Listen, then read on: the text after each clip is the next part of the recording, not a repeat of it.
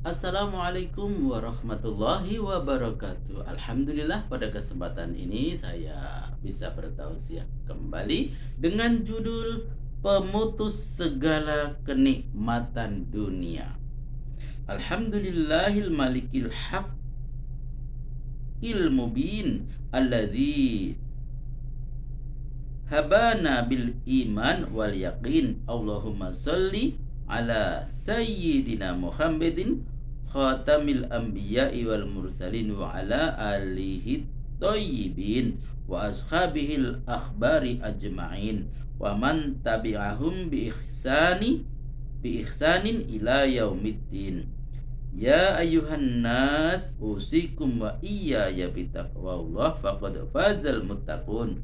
Qala ta'ala ya ayyuhalladzina amanu taqullaha haqqa tuqatih wa la tamutunna illa wa antum muslimun. Wa qala wa tazawwadu fa inna khairaz zadi taqwa wattaquni ya ulil albab.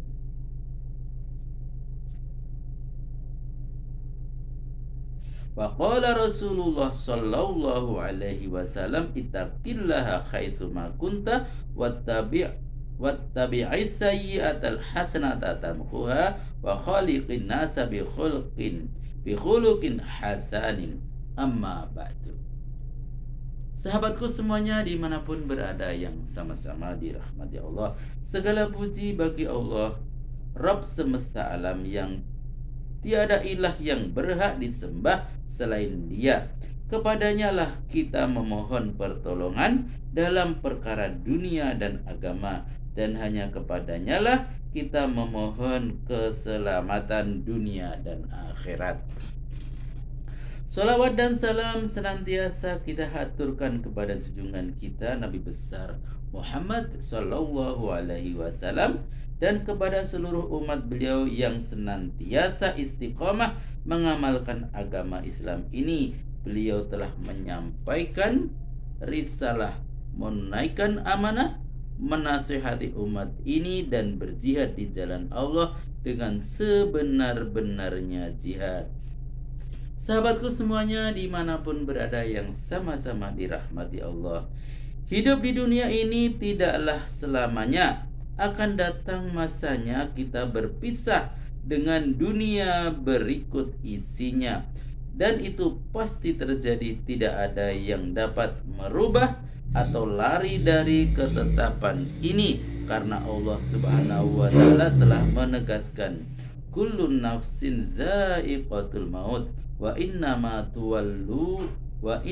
tuwaffawna ujurakum yaumal qiyamah faman zuhziha 'anil nar wa udkhilal jannah faqad faza wa mal hayatud dunya illa mata'ul ghurur. Artinya tiap-tiap jiwa akan merasakan mati, dan sesungguhnya pada hari kiamat sajalah disempurnakan pahalamu. Barang siapa dijauhkan dari neraka dan dimasukkan ke dalam surga, maka sungguh ia telah beruntung, dan kehidupan dunia ini tidak lain hanyalah kesenangan yang menipu. Al-Quran Surat Ali Imran ayat 185.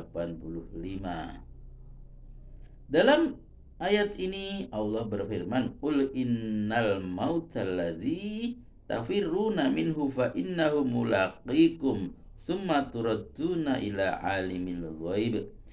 Katakanlah, sesungguhnya kematian yang kamu lari daripadanya, maka sesungguhnya kematian itu akan menghampirimu, kemudian kamu akan dikembalikan kepada Allah. Al-Quran Surat Jumu'ah ayat 8. Ainama takunu yudrikumul mauta walau kuntum fi burujim musyayyadah.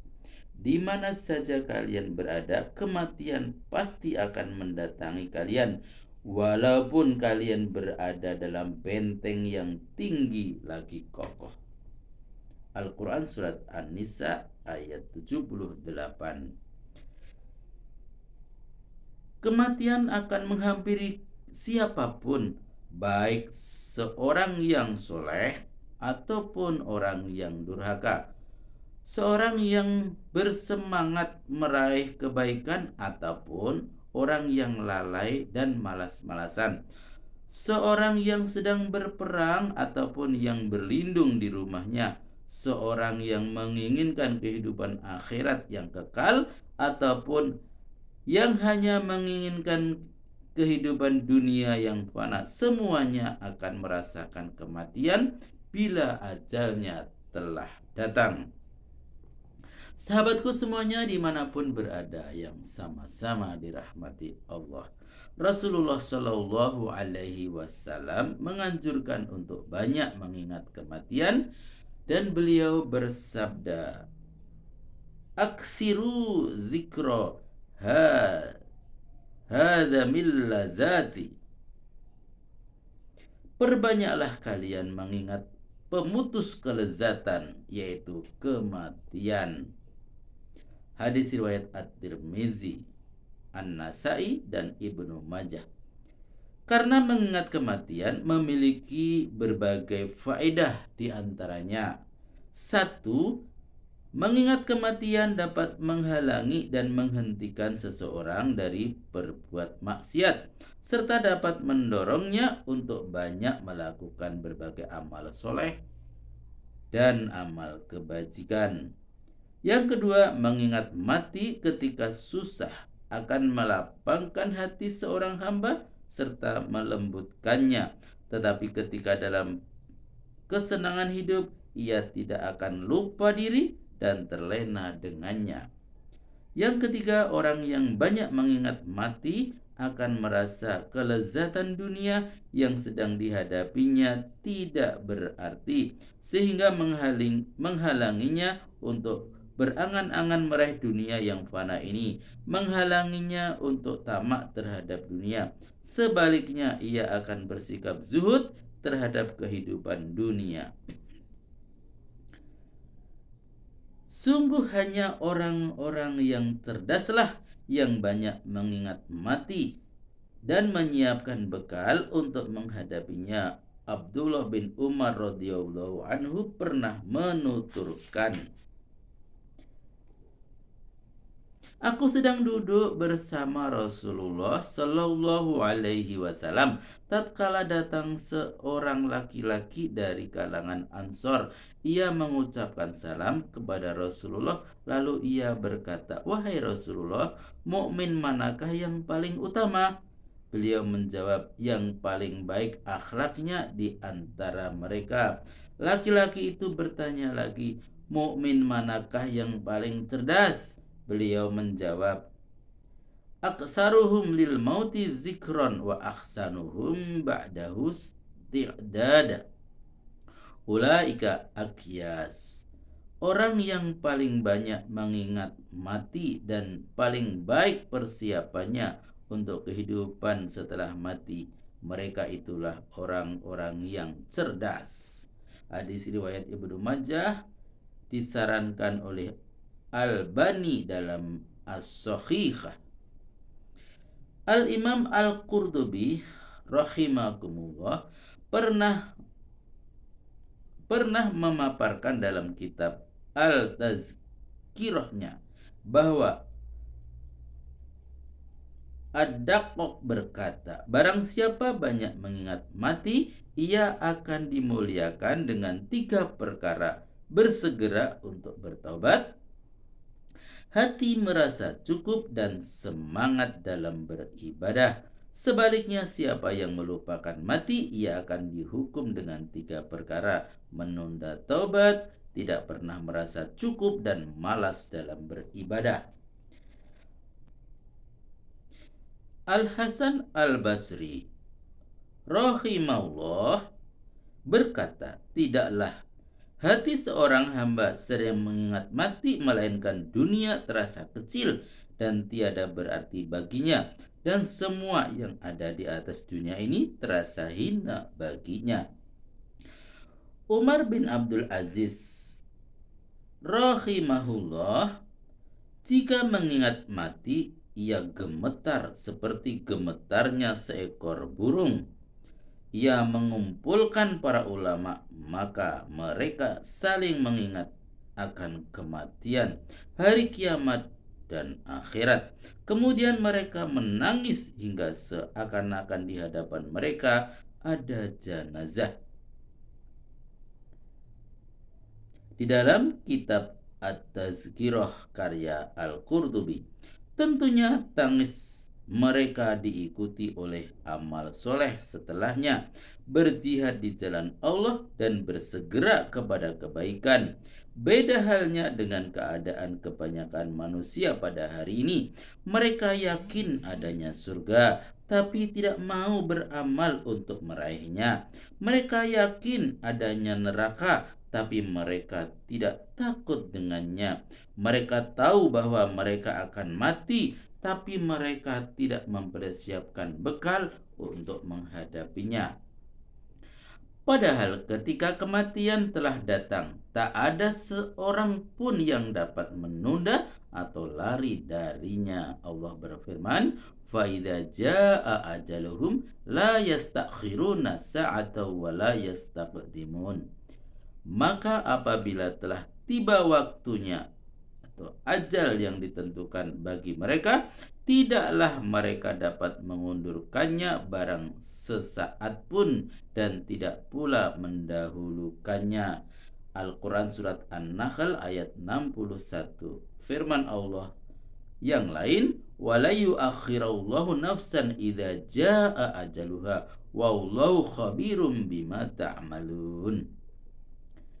Dan Allah sekali-kali tidak akan menangguhkan kematian seseorang apabila telah datang waktu kematiannya, dan Allah Maha mengetahui apa yang kamu kerjakan. Al-Quran Surat Al-Munafikun ayat 11. Sungguh betapa meruginya seseorang yang berjalan menuju alam keabadian dengan bekal yang sedikit atau tanpa membawa bekal apapun. Marilah kita menjaga diri kita agar tidak menjadi salah satu dari orang yang merugi tersebut. Ingat dengan peringatan Allah di dalam Al-Quran. Dia berfirman, "Ya ayyuhalladzina amanu taqullaha wal tanzur nafsum ma qaddamat lighad." Hai orang-orang yang beriman, katakanlah kepada Allah dan hendaklah setiap diri memperhatikan apa yang telah diperbuatnya untuk hari esok atau akhirat. Al-Quran Surat Al-Hasyr ayat 18. Al-Hafidh Ibnu Katsir rahimahullah menjelaskan ayat di atas dengan menyatakan, "Hisablah diri kalian sebelum kalian dihisab, dan lihatlah amal soleh apa yang telah kalian persiapkan untuk diri kalian sebagai bekal di hari kebangkitan, di hari pertemuan dengan Allah." Al-Misbahul Munir fi Tahzib Tafsir Ibnu Katsir halaman 1388. Sahabatku semuanya dimanapun berada yang sama-sama dirahmati Allah, kita diperintahkan untuk berbekal memperbanyak amal soleh untuk menghadapi hari pertemuan dengan Allah yang Maha Agung.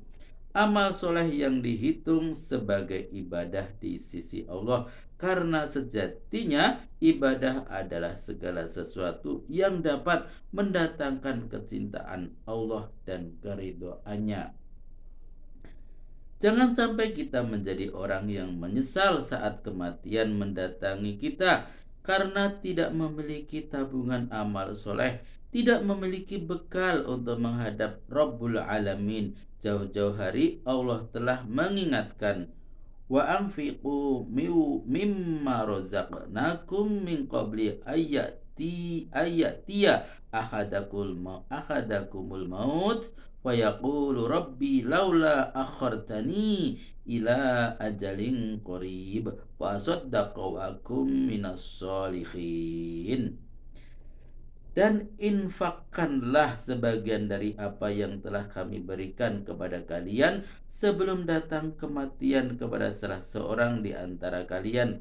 Lalu ia berkata, wahai Robku, mengapa engkau tidak menangguhkan kematianku sampai waktu yang dekat, hingga aku mendapat kesempatan untuk bersedekah dan aku termasuk orang-orang yang soleh. Al-Quran surat Al-Munafikun ayat 100 ayat 10. Sahabatku semuanya dimanapun berada yang sama-sama dirahmati Allah, demikianlah sedikit tausiah pada hari ini yang berjudul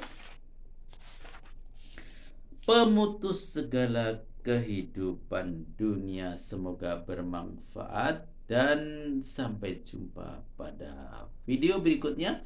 Billahi taufik wal hidayah. Wassalamualaikum warahmatullahi wabarakatuh.